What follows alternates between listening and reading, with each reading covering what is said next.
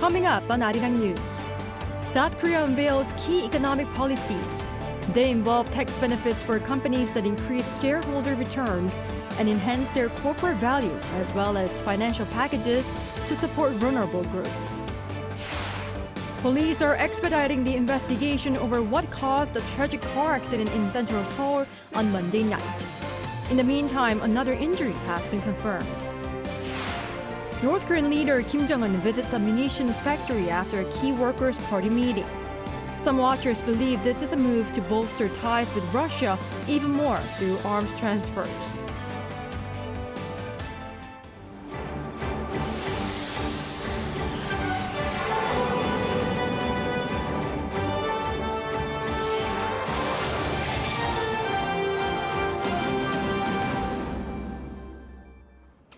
Welcome to our 9 p.m. edition of Arirang News. I'm Kim Bo-kyung. We start with the details of Korea's economic blueprint for the second half of this year amid pledges to prioritize the livelihoods of ordinary people. Our business correspondent Lee Soo-jin reports. The South Korean government plans in the second half of the year to focus on improving the lives of vulnerable groups as it aims to continue its economic growth momentum. 이렇게 성장률을 비롯한 거시 지표는 눈에 띄게 개선되고 있습니다만 아직 그 온기가 민생 경제의 활력으로 이어지지 않아 안타까운 마음이 있습니다. 효과가 나타나는 시차를 줄이면서 민생의 구조적 근본적 문제를 해결해 나가야 합니다. The Finance Ministry on Wednesday announced its economic policy direction for the latter half of the year, where it revised its economic growth projection from 2.2% to 2.6% for 2024. This upward revision was mostly due to a strong growth forecast for exports thanks to increased demand for AI as well as semiconductors. An inflation rate for this year is expected to ease to 2.6%. This comes as data from Statistics Korea on Tuesday showed that the Consumer Price Index, a key gauge of inflation, rose by 2.4% in June compared to the same month the year before. This is the lowest figure seen in 11 months, inching closer to the target inflation of 2%. But the government, which typically bases the direction of its economic policies on these projections, said that while the newly revised projections are promising, vulnerable groups are yet to feel that the economy is getting better.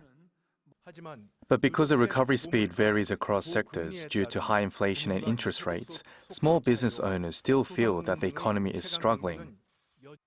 To help small business owners, the government will spend 25 trillion won or nearly $18 billion to provide financial support, business growth and recovery opportunities, as well as a one-stop platform that allows them to more easily access necessary information. According to one expert, the most helpful policy is likely to be the measures that are targeted towards easing the burden of high interest rates. I think the most effective way is postponing interest rate payment to banks. In terms of the moral hazard problem, it is very difficult to decrease size of the money that borrowed from the banks. But instead, there is small room for banks and for medium and small-sized companies to delay their interest rate payment. The government will also help small business owners expand digitally to accelerate their growth and provide incentives for those who wish to start new businesses. Lee Soo-jin, Arirang News. Staying on the key economic policies unveiled today. To boost long-term growth, the Finance Ministry reveals a plan to provide tax incentives to companies that enhance their corporate value and expand shareholder returns. Choi Min-jung with the details. South Korea has unveiled measures to foster the growth of new industries. The Finance Ministry revealed a roadmap on Wednesday that aims to incentivize companies that enhance their corporate value and increase shareholder returns. This will be done by providing a range of tax incentives and benefits. First, the government plans to reduce corporate taxes by 5% for companies that increase shareholder returns exceeding 5% over the span of 3 years. Companies can do this by increasing dividends or canceling treasury stocks. This applies to all companies regardless of size. The government will also lower income tax rates for the shareholders of companies that have high corporate value. Accordingly, if the dividend income is 12 million won, the tax burden will be reduced by 100,000 won. If the dividend income is 22 million won, the tax burden will be reduced by 200,000 won. The government is implementing the new regulations temporarily for 3 years, but they will first need to be passed by the National Assembly. Choi Min-jung, Arirang News. Meanwhile, South Korea's foreign exchange reserves shrank in June for the third month in a row.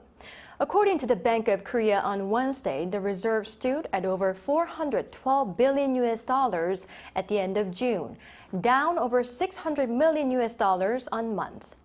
The drop is being linked to the repayment of foreign exchange stabilization bonds and the BOK's foreign currency swap with the country's pension fund. As of the end of May, South Korea is the world's 9th largest holder of foreign reserves. Hyundai Motor set a new company sales record in the United States in the first half of this year. The company on Wednesday said that it sold a total of more than 431,000 vehicles during the first 6 months, including its luxury brand Genesis. This is a 1.3% increase on year. Furthermore, both Hyundai Motor and its sister company Kia set new highs in the number of eco-friendly vehicles sold for any half-year period. They sold more than 155,700 electric and hybrid models in the U.S., which is a 17% increase on year. Korean instant noodles, or ramyeon, are becoming more popular around the world through viral marketing on social media and the launch of new products. The Ministry of Agriculture, Food and Rural Affairs announced on Wednesday that exports of Korean instant noodles came to almost 600 million US dollars in the first half of the year.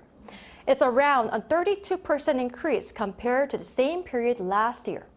The biggest overseas markets are China and the United States, surpassing 100 million US dollars each in exports last month. A new agricultural technology, water-cooled air conditioning and heating system, is in the limelight. The technology allows the growing and harvesting of strawberries even in midsummer and radically lowers greenhouse operational costs. Cha Yoon-kyung has the story. This is a strawberry farm in Pyeongtaek, Gyeonggi-do Province. Farmers usually finish harvesting strawberries at the end of May. However, a strawberry harvest is in full swing here in June. The secret is a water-cooled air conditioning and heating system, which makes it possible to extend the harvest season for strawberries by using awning screens and sprinklers after setting up a water-cooled air conditioning and heating system. The heat island effect happens in the house. Hot air cannot move to where cold air collects, but the cold air rises as it gets hotter. Another benefit is that farmers can save on the huge cost of using standard air conditioning and heating. This new system utilizes underground water, which is always around 15 degrees Celsius. Therefore, this new technology is much cheaper than the existing one, which uses air or geothermal heat as a heat source. Underground water is efficient with its year-round temperature, making huge amount of deviation both in summer and in winter. If the temperature goes up to 35 degrees in summer, it makes 20 degrees of deviation. According to the research of Korea Agriculture Technology Promotion Agency, the savings on costs are between 70% to 90% compared to the standard system. Harvesting strawberries until July using the water-cooled air conditioning system is now possible. Farmers can set up the water-cooled air conditioning facility as long as they can drill for underground water. Biggest problem for farmers in Korea is the high cost of air conditioning and heating in their greenhouses. We look for companies that have the technology and products which can cut costs dramatically and support them. The water-cooled air conditioning and heating system was developed 4 years ago, and about 600 have been set up around 70 cities and counties nationwide. The number of farms using the system is expected to rise in the future because of the dramatic cost saving. Cha Yoon-kyung, Arirang News.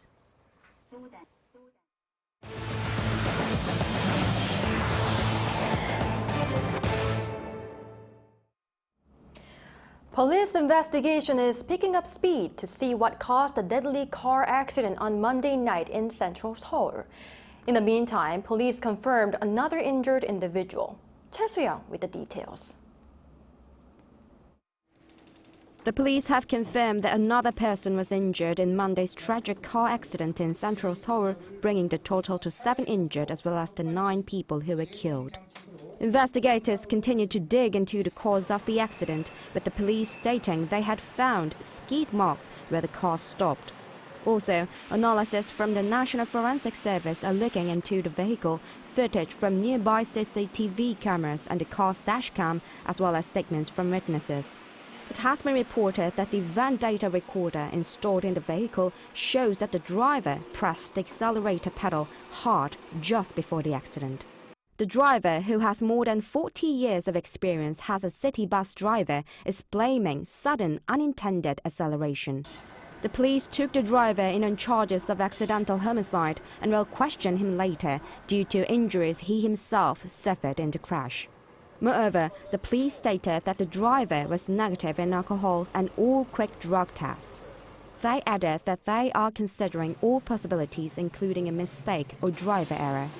The car, driven by the 68-year-old man, exited the Chosun Hotel and drove in the wrong direction in a one-way street, colliding with 2 vehicles before plowing into a group of pedestrians waiting at the crosswalk. The accident occurred near Seoul City Hall, resulting in the death of 2 City Hall employees who were returning to work after dinner.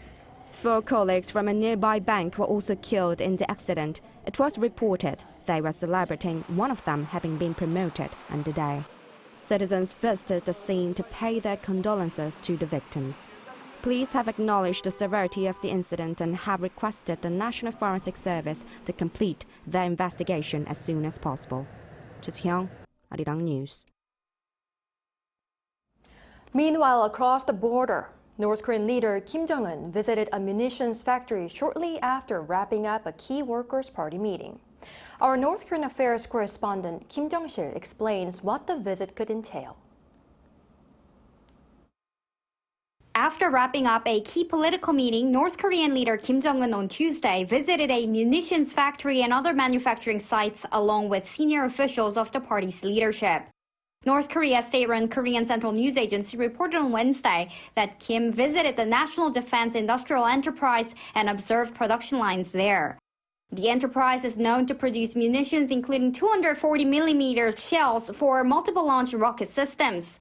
Kim's visit to the weapons facility could be in line with his emphasis not only on enhancing the regime's self-defense capabilities, but also to take advantage of Russia's war with Ukraine, as Pyongyang and Moscow have been bolstering ties through arms transfers. The visit also came shortly after the 4-day meeting of the Workers' Party Central Committee, which started on Friday. There, Kim emphasized the North's accomplishments in the first half of the year, stating that the economy was in a clear upturn. An official at South Korea's Ministry of Unification said on Tuesday that what is striking from this meeting is that there was no mention of diplomatic achievements or messages to South Korea and the U.S. It's possible the North was aware that it could be subjected to international condemnation if it puts too much emphasis on its achievements in defense and diplomacy. I think Kim's intention of only stressing economic agendas is to strengthen the regime by bringing up sectors directly linked to people's livelihoods.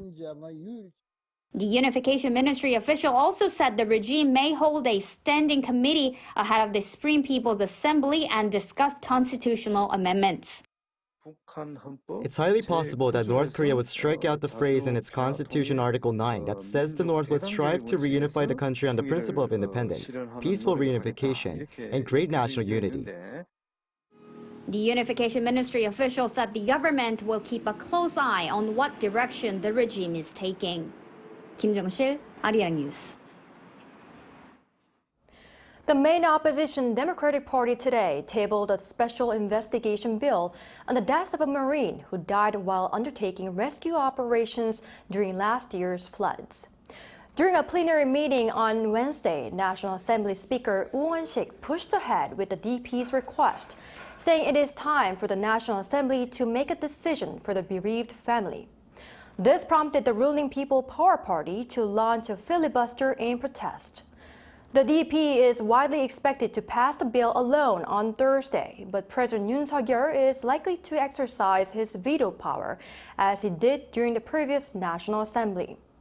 The special bill calls for a special probe into allegations that the presidential office and the Defense Ministry inappropriately interfered in the investigation of the Marine's death. Over in the U.S., a Texas congressman has become the first lawmaker within the Democratic Party to openly call on President Biden to surrender his bid for re-election following the debate fallout. Lee Seung-jae has more. For the first time, a House Democrat has publicly called for U.S. President Joe Biden to step down as the party's candidate for the upcoming November presidential election. According to Democrat House Representative Lloyd Doggett of Texas on Tuesday, Biden should make the painful and difficult decision to withdraw, citing the president's poor performance during last week's televised debate with former President Donald Trump. However, Doggett stressed that his remarks do not in any way diminish his respect for Biden's achievements, adding that the incumbent president has always prioritized his country, unlike his opponent. While a number of Democrats have voiced concerns for Biden's bid for a second term behind closed doors, Doggett is the first to openly express his concerns and opposition.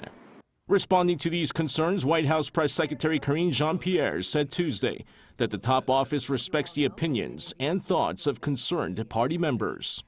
Amid rumors that Biden could potentially be replaced, a survey was conducted by CNN on 1,274 people from June 28th to 30th, shortly after the presidential debate.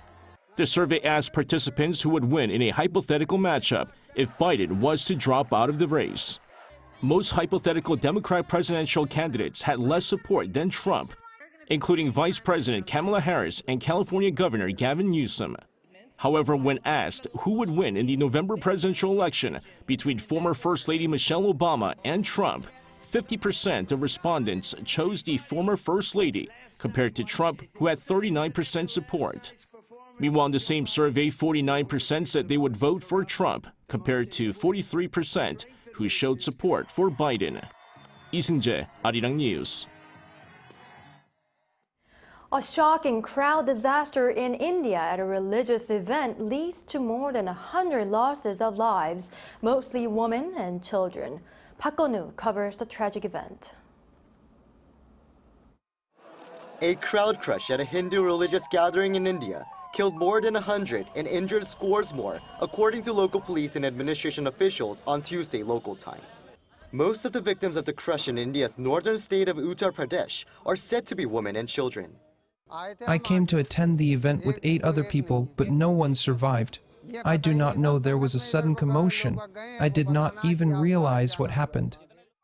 Though the cause of the incident is yet unclear, local news reports citing authorities said heat and suffocation in a makeshift tent at the site could have been a factor. Local police also pointed to overcrowding as a possible factor, as there were around 15,000 people at the site, which was 3 times more than the host had originally permitted.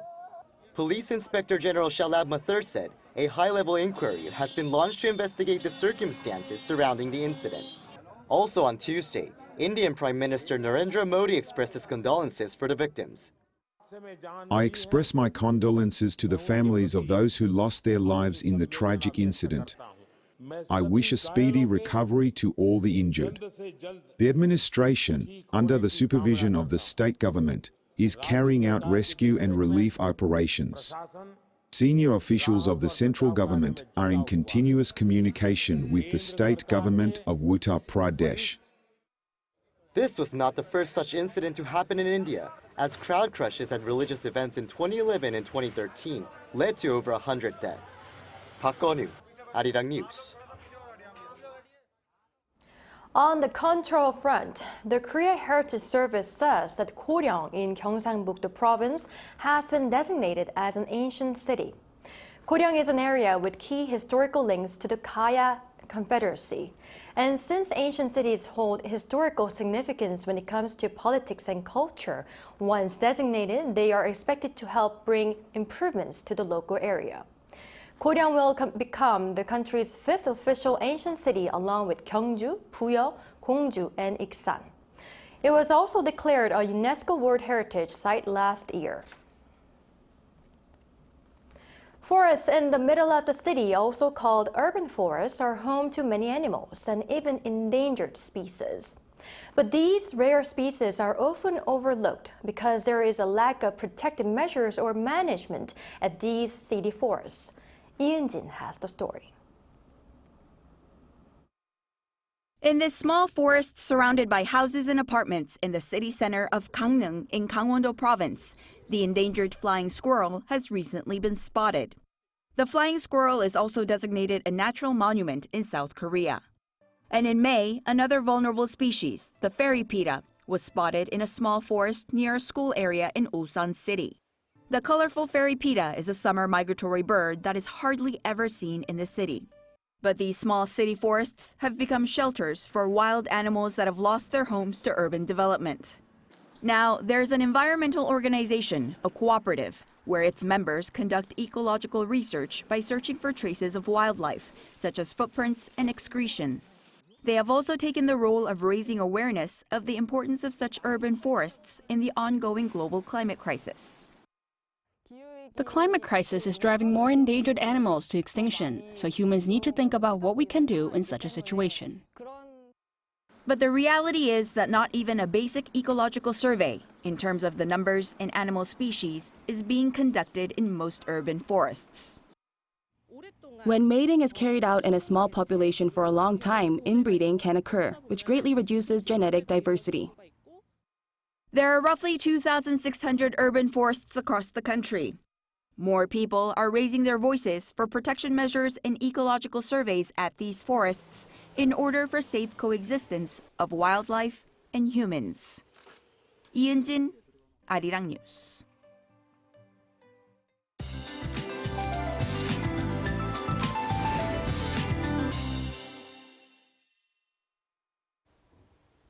After the rain, daytime heat became severe in the southern parts of the country. The daytime temperature exceeded 30 degrees Celsius, with a heat wave warning issued in the south. From tomorrow night, it will rain all over the country again.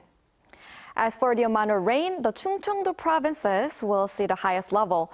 Heavy rain of up to 150 millimeters will fall in Chungcheong-namdo province by Friday, and more than 120 in Chungcheong-bukdo and Jeollabukdo provinces. More than 100 millimeters is expected in southern Gyeonggi-do province. Please be prepared. Tomorrow, Seoul will start off at 22, Daejeon, Gwangju, Daegu, and Busan 23 degrees. Highs will be topping out at 28 in Seoul and Chuncheon, Gyeongju 34 degrees. Many rainy days will be seen this weekend and next week. That's all for Korea. Here are the weather conditions around the world.